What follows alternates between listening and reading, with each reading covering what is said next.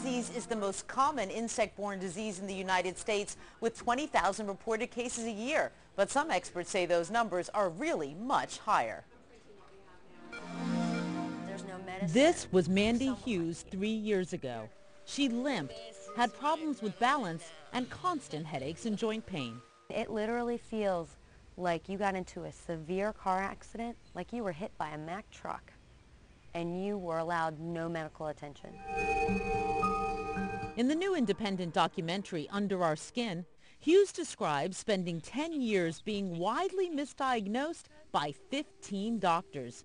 She claims one even accused her of making it up. You're an attractive girl, and obviously you don't feel like you're getting enough attention.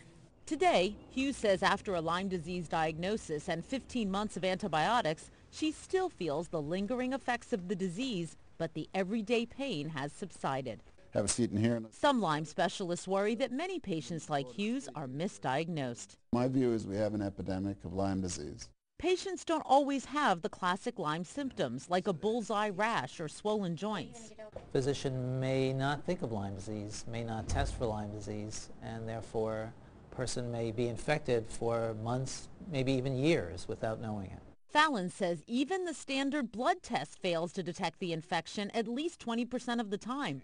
If untreated, doctors say, Lyme can be crippling. The disability associated with Lyme disease is worse than a disability that you might see with someone after a heart attack.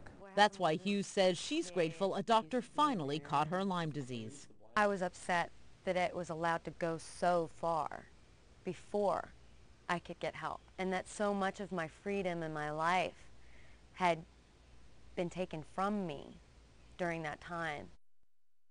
So much about Lyme disease is controversial. For example, Hughes and others say they needed more than a year of antibiotics to get healthy again. But the Infectious Disease Society of America, those doctors say just a few weeks of antibiotics usually help most people.